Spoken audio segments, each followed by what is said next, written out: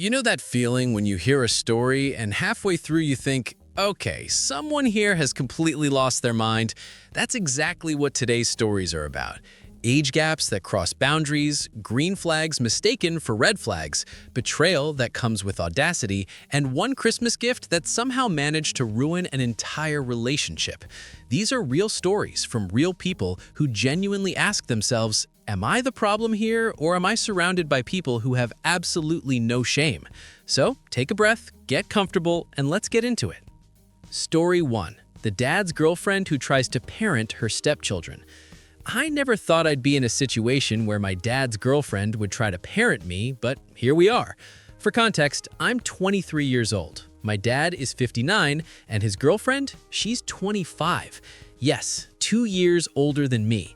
They've been in this extremely toxic, on-again, off-again relationship for years.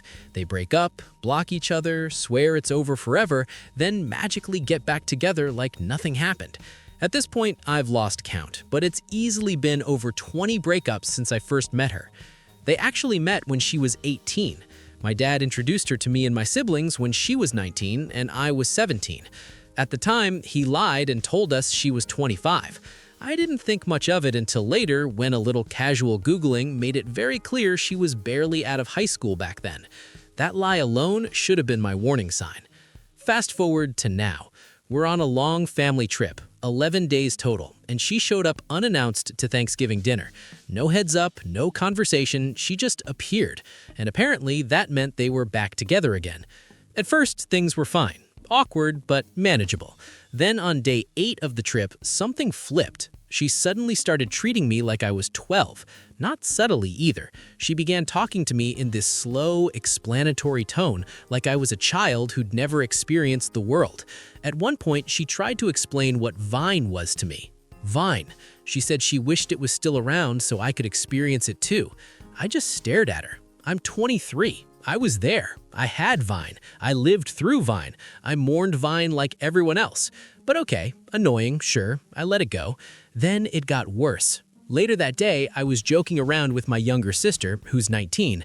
We were literally making fun of ourselves, just sibling banter. Suddenly, my dad's girlfriend snaps her head toward us and uses this sharp, disciplinary voice and says, "Girls, stop it, right now." Not playful, not joking. It was the exact same tone a parent uses when their kids are misbehaving in public. My blood instantly boiled. Even if we had been arguing, which we weren't, she had absolutely no right to step in like that. She's not our parent. She's not even from a different generation. She's barely older than me. But there she was, inserting herself into a conversation that didn't involve her and asserting authority she does not have. I was already irritated, but the final straw came later that night. My youngest sister is 18, fully capable, independent, and not an idiot. My dad's girlfriend suddenly starts explaining to her how to turn on a normal shower, like a regular shower. Then she asks my sister if she needs help undressing and getting into the shower. I wish I were exaggerating. The room went silent. My sister looked horrified and immediately said absolutely not and shut that down. She was visibly uncomfortable, and honestly, so was everyone else. Who asks an adult if they need help undressing? Who thinks that's appropriate? It felt invasive, it felt creepy, and it felt like she was playing house in a way that crossed every boundary imaginable. What makes this even more infuriating is that she constantly treats us like we're incompetent while she herself is completely dependent on my dad. She's fully financially supported by him. She refuses to drink anything except Voss water. She won't wear anything unless it's top-tier designer clothes or jewelry. She's spoiled, entitled, and lives in a bubble, but somehow we're the children? That night, I finally snapped. I told her calmly but firmly that she needed to stop treating us like kids and that she was overstepping. I said, "You're not my mom. You're barely older than me. Please don't talk to us like that again." She looked shocked, like no one had ever challenged her before. My dad didn't say a word. That silence told me everything. I honestly don't know what's going to happen next. I don't know how long they'll stay together this time, but what I do know is that I'm done pretending this behavior is normal or acceptable. So tell me, am I wrong for calling her out? Or would you lose your mind if your dad's girlfriend, who's 2 years older than you, suddenly decided she was your mother? because I'm still trying to figure out how this became my reality. Story 2. My boyfriend learned sign language for my deaf brother, and my friends called it a red flag. I don't have much dating experience, so when this started happening, I genuinely thought maybe I was missing something obvious. I'm 21, and my boyfriend John is 22. We met in a college class last semester and started dating in July. He's actually the first person I've ever dated. No exes, no toxic situationships, nothing, just him. John is kind, he's respectful, he's funny without being cruel, and from the beginning, he's always made me feel safe. Last September, I brought him home to meet my family for my brother's birthday. My brother Trev is 19 and has been deaf since birth. Our entire family communicates with him through a mix of American Sign Language, lip reading, and texting. Meeting someone new can be awkward enough, but John didn't hesitate. Whenever he told a joke, he typed it out so Trev could read it. When Trev responded, either my parents or I translated. It felt natural, like John wasn't treating Trev as an inconvenience, just as part of the conversation. Later that night, John and Trev ended up playing Call of Duty together. Now, if you've ever played online shooters, you know trash talk is half the experience. Trev is extremely expressive, especially when gaming. He couldn't talk trash out loud, obviously, but his hands were flying. I was translating between them and laughing so hard I could barely breathe because I was trying to censor my brother's insults into something socially acceptable. John was being overly polite, telling Trev things like, "Good job," and "We'll get them next round." But I could tell he was holding back. Still, they bonded, hard. They kept gaming together online after that.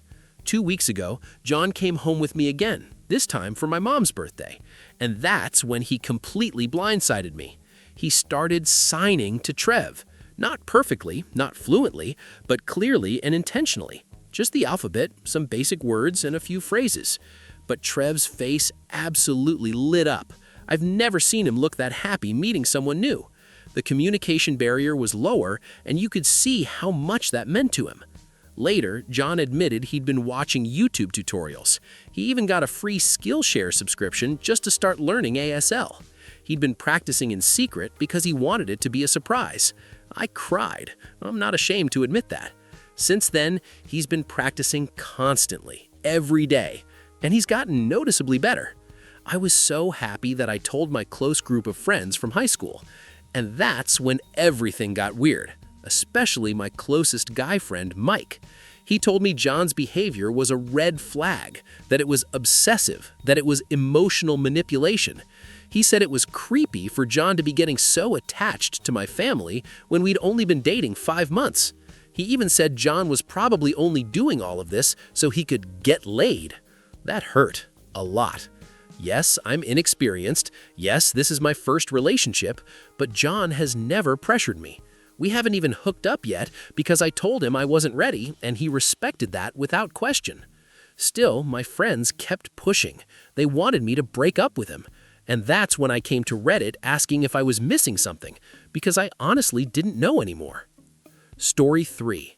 My husband's pregnant mistress asked me to leave him. I refused. I'm 33. My husband is 34. We've been together since we were teenagers, 14 and 15. First loves, first everything. 2 months ago, he came home drunk after a company event. So drunk, he collapsed on the floor and couldn't even make it to the couch. The next morning, he told me he cheated. He said everything was foggy, that he didn't even remember most of it. I screamed, I cried, I said things I didn't know I was capable of saying. I had to lie to our kids when they woke up. Part of me hoped, disgustingly, that he'd been drugged, but he wasn't. We didn't divorce, we went to therapy. It's been brutal, but we've been trying. Then a few days ago, she contacted him. She's pregnant. She begged to meet me, so I did. And then she asked me to leave my husband. She said her boyfriend would abandon her, her parents would disown her, that I'd get a nice settlement and start fresh. I laughed. I couldn't stop myself. I told her I wasn't leaving him, that if the baby was his, we'd figure out support, but that was it. She doesn't get my life. We're waiting on a paternity test. I don't know what happens next, but I do know one thing. I didn't destroy my marriage, and I won't be the one walking away from it. Story 4. My boyfriend bought himself Pokemon cards for Christmas and called me ungrateful. My boyfriend and I have been together for 3 years. He loves Pokemon. I don't, but I support his hobbies. For Christmas, I got him Pokemon cards. He got me Pokemon cards. 3 gifts, all Pokemon. He watched me open them, smiling. Then I left the room to calm down. When I came back, he'd already opened them, cards all over the floor. They weren't for me, they were for him. When I confronted him, he told me I was ungrateful, that they were expensive, that I made him feel bad. I didn't receive gifts that year. I just received a very clear message. All right, I need a moment after that. Some of these stories were sweet. Some were infuriating, and some of them made me question how certain people manage to function in society. But now, I want to hear from you. Which story crossed the line for you the most? Who do you think was completely in the wrong? And who, if anyone, deserved a little grace? Let me know your thoughts in the comments. I read them more than you think.